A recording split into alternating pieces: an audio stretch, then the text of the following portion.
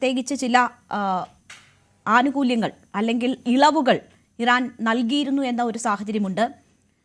പക്ഷേ ഇന്ത്യൻ കപ്പലുകൾ ആക്രമിക്കപ്പെട്ടതോടെ ആ സാഹചര്യത്തിന് മാറ്റം വന്നിരുന്നു. അത് ഏതെങ്കിലും പ്രത്യേക ലക്ഷ്യങ്ങളോടെയാണ് എന്ന് താങ്കൾ കരുതുന്നുണ്ടോ? ഇന്ത്യ ശക്തമായ ഭാഷയിൽ അതിനെ അപലപിക്കുകയും ഇറാൻ പ്രതിനിധിയെ വിളിച്ച് ആ കാര്യങ്ങൾ വിശദീകരിക്കുകയും ഒക്കെ ചെയ്തിട്ടുണ്ട്. അപ്പോൾ പോലും കരുതലോടെയാണ് ആ വിഷയത്തിൽ ഇന്ത്യ നീങ്ങുന്നത്. അപ്പോൾ ഇന്ത്യയുടെ പ്രതികരണത്തെ താങ്കൾ എങ്ങനെയാണ് കാണുന്നത്? ഏത് നിലയിൽ ആ വിഷയം രാജ്യം കൈകാര്യം ചെയ്യുന്നു എന്നതാണ് വിലയിരുത്തുന്നത്?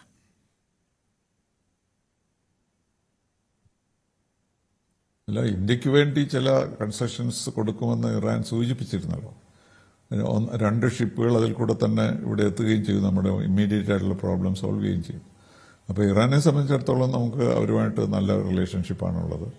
അപ്പോൾ അതുകൊണ്ട് അക്കാര്യത്തിൽ വലിയ പ്രശ്നം ഉണ്ടാവുകയില്ല. ഇറാൻ ഒരു ഒബ്സ്റ്റക്കിൾ ആവുകയില്ല ഇന്ത്യക്ക്.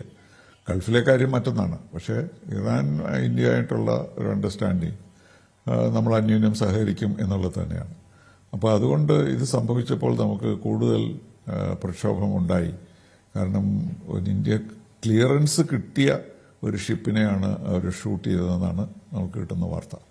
അപ്പോൾ അതൊരു വലിയ ചതിയായിപ്പോയി എന്ന് നമുക്ക് തോന്നി. അതുകൊണ്ടാണ് ഇറാനിയൻ അംബാസഡറെ വിളിച്ച് നമ്മൾ പ്രൊട്ടസ്റ്റ് ചെയ്തത്. പക്ഷേ അതിനെന്തെങ്കിലും ഇമ്പാക്റ്റ് ഉണ്ടോ? കാരണം നമ്മുടെ കാര്യം മാത്രം എക്സെപ്ഷണലായിട്ട് ട്രീറ്റ് ചെയ്യാൻ ഒരുപക്ഷെ ഇറാനെ കൊണ്ട് കഴിയില്ല എന്നാണ്. എല്ലാ ഷിപ്പും നിർത്തുന്നു എന്നിട്ട് ഇന്ത്യൻ ഷിപ്പ് മാത്രം അയക്കുന്നു എന്നുള്ള സ്ഥിതി വലിയ ഒരു ടെനബിളായിട്ടുള്ള കാര്യമല്ല. അപ്പോൾ അതുകൊണ്ട് നമ്മൾ we should not expect too much from Iran to work in favour of us. So we have to take it in our stride. We protest, but we hope that ഇപ്പോഴാണ് വീണ്ടും സ്ട്രേറ്റ് അടച്ചു എന്ന് നമ്മൾ കേൾക്കുന്നത്. ഇടയ്ക്ക് അത് തുറന്നതാണ്.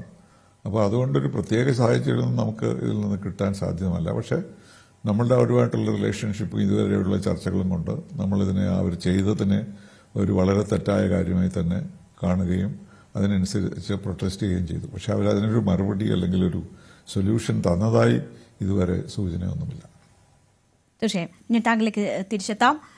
ശ്രീ PM നാരായണൻ, നോക്കൂ, ഇവിടെ ഇപ്പോൾ ഇന്ത്യ ഈ വിഷയത്തിൽ ഇറാനെ കൂടുതൽ അകറ്റുന്ന തരത്തിലുള്ള ഒരു സമീപനം വേണ്ട എന്ന നിലയിലേക്ക് നിലപാട് സ്വീകരിച്ചിരിക്കുന്നു എന്നതാണ് മനസ്സിലാകുന്നത്.